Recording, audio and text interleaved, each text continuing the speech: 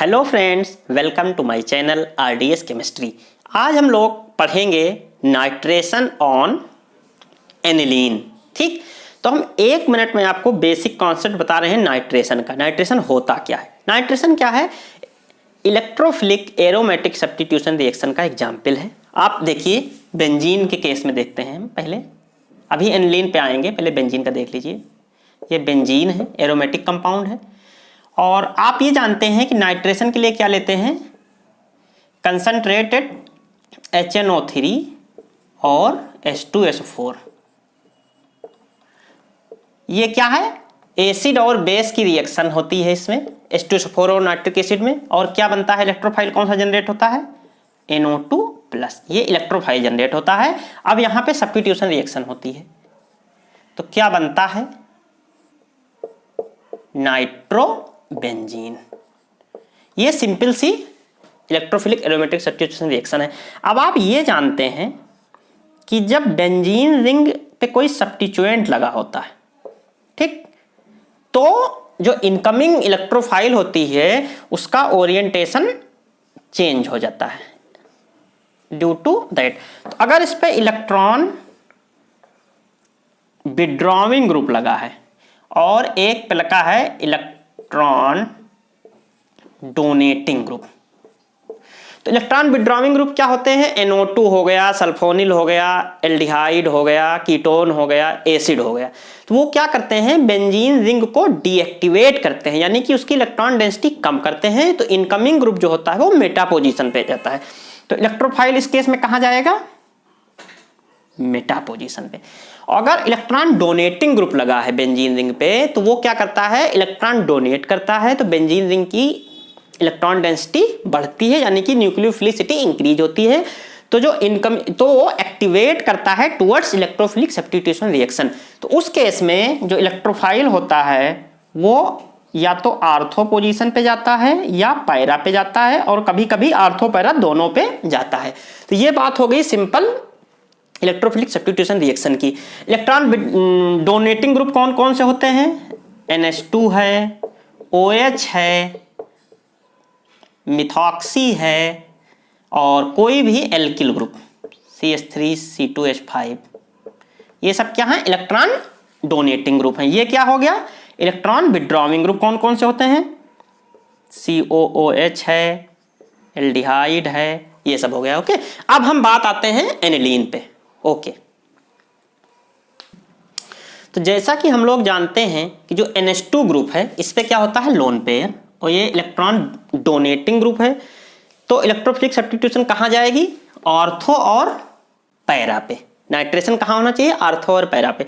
लेकिन ऑब्जर्वेशंस में क्या देखा गया कि जो ऑर्थो है वो केवल 2% बना है, जो मेटा है ये बना है 51%, और जो पैरा जो है वो क्या बना है? 51%, और मेटा जो है वो 47% बना है।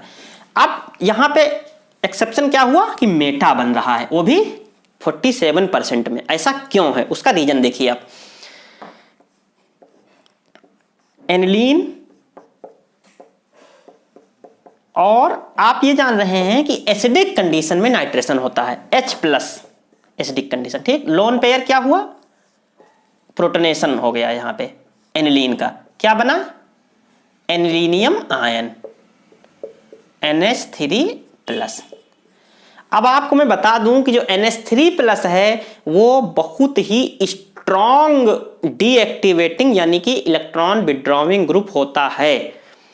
तो जब NH3+ बन गया स्टिक कंडीशन में, तो अब ये मेटा डायरेक्टेड ओरिएंटेशन दे देता है, और आर्थो बहुत कम बनता है। हाँ, पैरा बनता है लेकिन आर्थो बहुत कम बनता है। तो इस टाइप का एक्सेप्शन जो है वो एसिडिक कंडीशन में हो रहा है, इसलिए ऐसा हुआ है।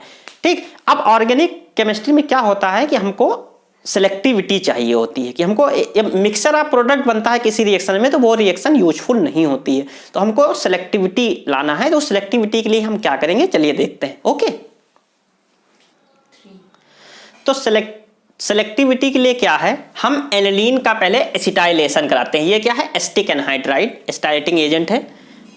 देखिए यहाँ पे एस्टाइलेशन हो गया एनिलीन का। इस कंपाउंड क्या कहते हैं? एसिटानिलाइड। अब जो एसिटानिलाइड है ये क्या है, इलेक्ट्रॉन डोनेटिंग ग्रुप है, मॉडरेटरी इलेक्ट्रॉन डोनेटिंग ग्रुप होता है। तो ये ओरिएंटेशन क्या देता है, ऑर्थो और पैरा।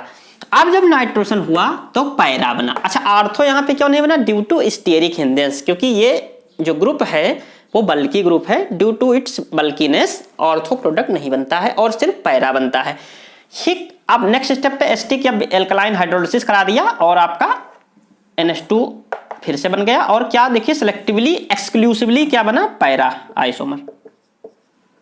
ओके, अब आप ये कहेंगे कि अब यहां पे प्रोटोनेशन क्यों नहीं हुआ, एसिडिक कंडीशन तो अभी भी है, एसिटानिलाइड में भी।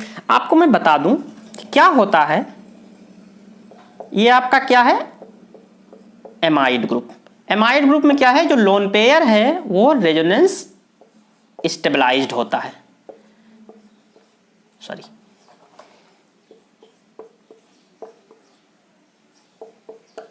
ये। तो जो एसिटानिलाइड है, एसिटानिलाइड में जो लोन पेयर है वो फ्री नहीं है प्रोटोनेशन के लिए, ये रेजोनेंस स्टेबलाइज्ड है, इसलिए यहां पे प्रोटोनेशन नहीं होता है। जब प्रोटोनेशन नहीं होता है तो उसका जो कैरेक्टर है वो चेंज नहीं होता है, ये इलेक्ट्रॉन डोनेटिंग ग्रुप है इसलिए।